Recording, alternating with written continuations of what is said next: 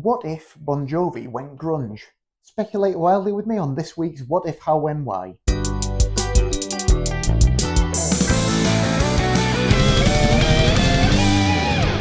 Hi, my name's Morgan Brown, and every Monday I release a new What If video. Now, if you haven't seen one of those before, the idea is that every week I pick a different popular song and imagine an alternative universe in which a different set of circumstances causes this song to come out completely different from the version that we know and love. I then take the original lead vocal of that record and record a new backing track to it using just GarageBand and whatever instruments I have kicking around the house in order to bring this alternative version into life. So the song that I chose this week was Keep the Faith by Bon Jovi, and I tried to reimagine that as if Bon Jovi had actually gone full-on grunge back in 1992. So if you haven't had a chance to listen to that yet, here's a little taster.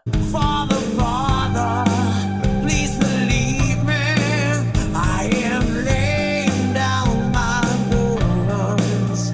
I am broken like an arrow. Forgive me, forgive you where was everybody needs somebody to love. Everybody needs somebody to please believe me. It is hard to hold on when there's no one to lean on. Are you gonna live through the rain? Lord, we gotta keep the faith. Don't you lay your love to the hate. Now we gotta keep the faith. As a kid growing up in the 80s, obviously Bon Jovi were one of the first examples of sort of rock music I ever really remember hearing. And they were very much part of the fabric of that decade's music. They found a really successful niche in the rock music of the day. I think they were quite smart in that although they're often considered to be part of the whole sort of hair metal thing, and they certainly had a bit of that look and a bit of that kind of sound, a bit of the bombast of that style of music. They always had their own niche within that. Never leaned too far into the glammier, trashier aspect of that, and always had that style underpinned by a certain amount of Bruce Springsteen sort of everyman rock, which I think made them quite unique in that genre. And I think that's one of the things that's really helped them to have the longevity that they've had. Obviously, John Bon Jovi was a fairly sort of magnetic front man, a bit of a heartthrob, got a good classic gravelly rock voice, paired with Richie Sambora, who is a really solid guitarist, quite different from a lot of the 80s shredders, a bit more from the kind of classic rock school, quite a lot of blues in there, which again kind of set them slightly aside from a lot of their contemporaries. He's also at least as good a singer as John Bon Jovi, so they always had those harmonies working for them, which is great. And then the band behind them could provide that 80s hair metal power, but they could also equally serve up more kind of roots rock flavors as well. So a bit more versatile than some of their peers, and with a little bit more of a link back to some of the more classic elements of rock's past, which I think probably really helped them to survive once that particular 80s trend had died away a bit. As I've discussed in previous episodes of What If, How, When, Why, that turn of the 80s into the 90s, and then the coming of Nirvana, the wave of grunge, and then the whole kind of alternative rock revolution was a really tough time for a lot of 80s hard rock and heavy metal bands, and they were left with a few choices. They could either just stick to their guns completely and risk seeming outmoded and just end up playing to smaller and smaller audiences. They could try and go with the tide and change style to fit in with this new wave of music, which could make them seem wildly inauthentic and could also alienate their hardcore loyal fans. Or they could do what Bon Jovi did, which was probably the smartest thing you could possibly do. So as the 90s properly kick into gear and it becomes clear that the grunge thing isn't just a flash in the pan, it's a proper sea change in terms of rock music. People have to adapt somehow, and a lot of Bon Jovi's contemporaries, in what's probably a degree of panic, try and go wholesale into this new grunge or alternative rock style. So you get things like Motley Crue, Addiction, Vince Neil getting John Corabi in and making this dark, gritty, self-titled record, which really alienated a lot of their fan base and didn't do too well. Bands like Extreme and Warrant, some of the most sort of lightweight of that generation of 80s bands, trying to become very dark and brooding with fairly mixed results, to say the least. Even Ugly Kid Joe, who were proper sort of novelty hair metal band, really trying to go grungy, and just no one's really buying it. Even Kiss, who had obviously come from the 70s hard rock glam kind of background and then adapted into 80s hair metal, which they'd sort of inspired anyway, then try and adapt from that into something darker and meaner. No one who's listening to Alice in Chains or Soundgarden in the early 90s particularly wants to listen to Kiss trying to do the same thing. So I guess as this changing of the guard is happening, Bon Jovi are in the same quandary as all these other bands. They've got a new album coming up. They need to release a record in 1992. What are they going to do with it? Are they going to go full on trying to adapt to grunge? Are they going to stick with the sound they had on New Jersey back in the late 80s and just hope that people stay with them? And what they chose to do is really somewhere in between. They don't stay exactly the same. There's definitely an evolution there into the Keep the Faith album, but at the same time, you couldn't at all say that they've attempted in any way to go grunge. So the Keep the Faith single shows how they're keeping their core sound alive whilst just making a few little tweaks and a few little concessions to the 90s. So still co-written with Desmond Child, who was the co-writer behind Living on a Prayer, You Give Love a Bad Name, all that stuff, as well as many other late 80s, early 90s rock hits for all kinds of artists, Aerosmith, Alice Cooper.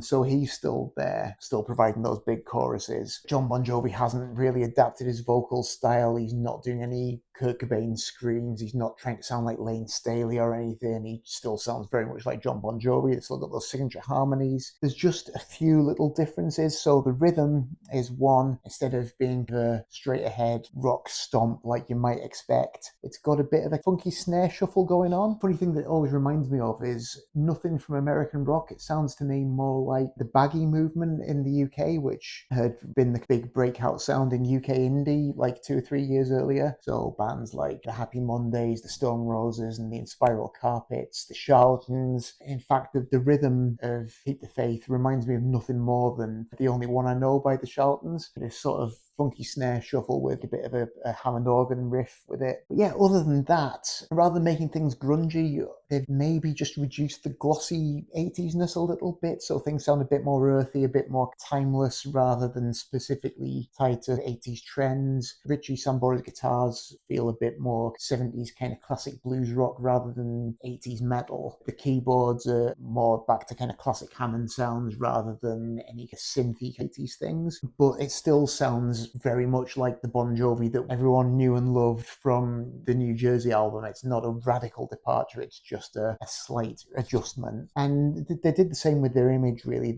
Quite a lot of their contemporaries were suddenly coming out in plaid shirts and ripped up jeans and carefully selected, slightly punky t-shirts. And Bon Jovi didn't really do that. They kept the image pretty similar. Maybe the hair was a little bit flatter. Maybe the video was a bit less glossy. There's kind of some grainy black and white in there, which looks a bit more edgy, a bit more modern. But it still looks like Bon Jovi. It still sounds like Bon Jovi. It's just slightly recast for the 90s.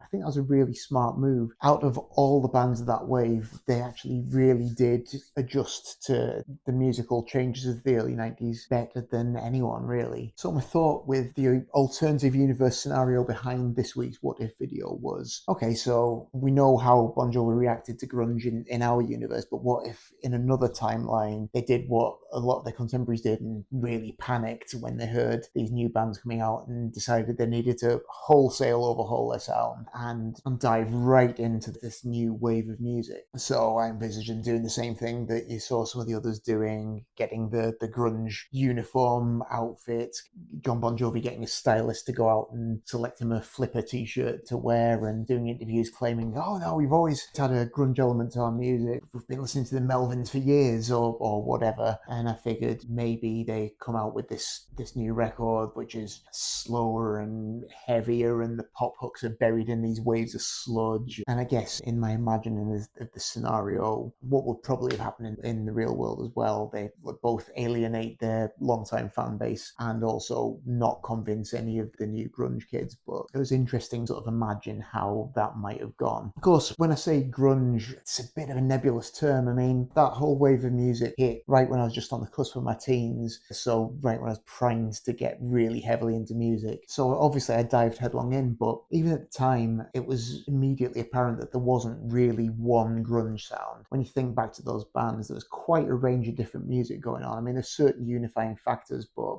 going in quite a lot of different directions. So I guess what most people think of when you say grunge is Nirvana, just because they were kind of the biggest name at the time, and Kurt Cobain's pretty much the poster boy of grunge. So that blend of kind of Black Sabbathy heaviness, Black Flaggy hardcore punk with poppy melodies, so a perfect blend of weight and aggression, but also accessibility. But then when you think of the other really big names, I mean, Pearl Jam, another massive band, massively influential, and the longest lasting of that generation of bands as well. Really different, much more of a kind of classic rock influence, detectable in their work. There's still some punk in there too, but then Eddie Vedder had a really distinctive vocal style, which was copied by so many singers throughout the rest of the 90s. But like very different sounding band to Nirvana. Soundgarden, again, quite different. They had the kind of Sabbathy edge, but another totally different style of band. A little bit more metallic than Pearl Jam or Nirvana. And then Mudhoney, who are one of my favourites, really leaned more into the punk rock and kind of garage rock side of things. Really noisy, really attitudinal, scratchy, chaotic music. So there are all these sounds going on. I guess the unifying factors being that certainly the original wave of those bands were largely coming from the Pacific Northwest region and blended some kind of earlier 70s rock influences with some edgier, punkier influences, whilst being obviously a contrast in both sound and image to the prevailing hair metal and sleaze rock that were the fashionable styles of rock music at the time. But yeah, it's funny how once the mainstream assimilated grunge, how quickly most of the edgier elements of that sound were filtered out. So the first wave of bands, Tad and the Melvins and the U-Men, people like that, there's all kinds of gnarly music going on in there. Heavy influence of My Warrior or Black Flag, really brutal, slowed down, super aggressive, super angsty kind of hardcore punk. Flipper, the great San Francisco acid noise punks. Husker Du were a big influence on some of those bands. Sonic Youth. So lots of really interesting stuff feeding into that first wave of the music. But then by the time major labels get onto it, they've snapped up the first wave of bands, then they start signing new bands coming from outside. Quite often people have been playing other kinds of music who are just getting in on the act. And yes, you get bands like Live and Bush, and a lot of those interesting elements are completely out of the window, and what you're left with is more just brooding mid-tempo rock music dressed in a flannel shirt. I guess in that respect, probably Pearl Jam were the most influential on those next wave of grunge bands, just because they had a sound that was a little bit closer to mainstream rock. I think it was easier to assimilate that, sand off the rough edges, and make it into something that you could more easily sell to more kids. And it's a shame, because I think probably for a lot of people who weren't particularly invested in that scene at the time, if they think of grunge now, they'll probably just think of Smells Like Teen Spirit. Maybe they'll think of Alive by Pearl Jam, or even Flow, something like that. And those are great records, but that's just the most commercial tip of the iceberg, and that's also the stuff that the major label A&Rs were looking at when they were signing Stiltskin or whoever. It gives a false impression of what was actually a really diverse and fascinating scene back in the early 90s. So if you're watching this and you're one of those people who's only really kind of dipped a toe into grunge, definitely go and dig into the Mudhoney back catalogue, look up Tad, maybe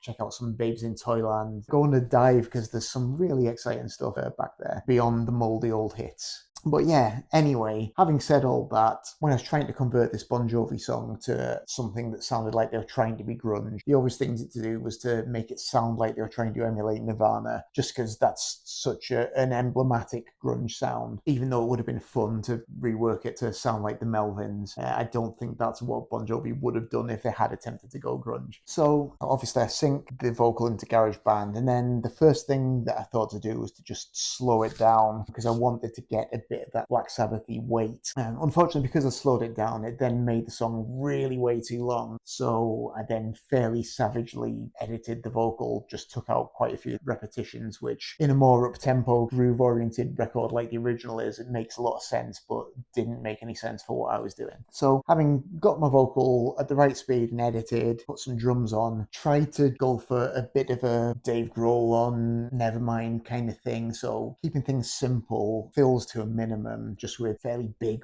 booming, heavy sounds, fairly heavily compressed snare. Popped some bass on, just added a bit of chorus to the bass, because I think there's a fair bit of that on Nevermind as well. And I messed around with the underlying chords to the song, because it's a fairly standard classic rock chord progression. I wanted to add some elements of dissonance, some more Sabbath-y tritones and things, just to make it sound a bit gnarlier, a bit more evil.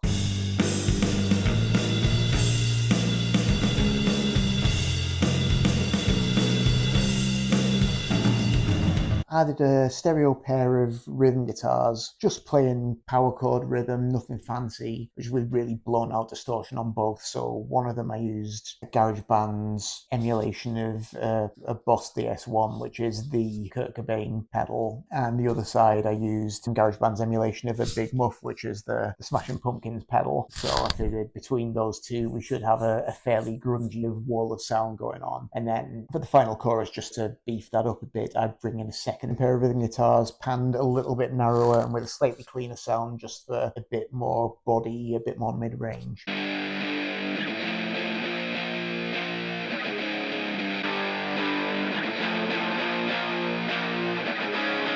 Obviously, it being grunge and particularly going for Nirvana-inspired arrangement, I wanted to have that stark, loud and quiet contrast between the chorus and the verse. So in the verses, I've got a much quieter chorus, cleanish guitar, playing a little melodic figure, some harmonics, which contrasts to this aggressive wall of sound that comes in the choruses. And then generally on those Nirvana records, it's the instrumental or the guitar solo where the guitars get really unhinged. So I've got a really fuzzy lead guitar with a very heavy chorus sped right up, so it's rapidly modulating the sound, playing this slightly nuts, string bendy, discordant lead, which is obviously a marked contrast to the very tasteful blues rock solo that Richie Sambora plays in the original.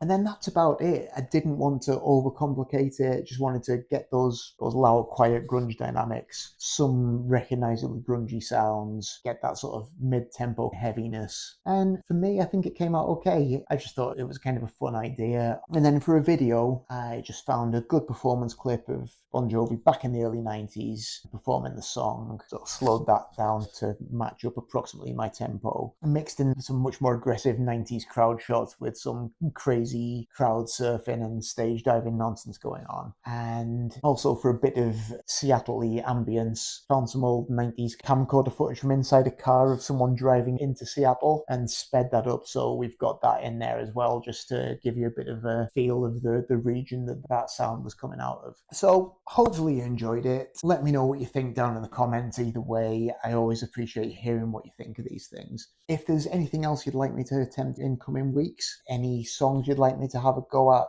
any artists you'd like me to take a look at, or any styles you'd like me to try my hand at, do just let me know as well. I always appreciate that. If you enjoyed this video, check out my other stuff, and also please like and subscribe. That always helps. But yeah, that's all for me from this week, so I'll see you next time, and thanks very much for watching.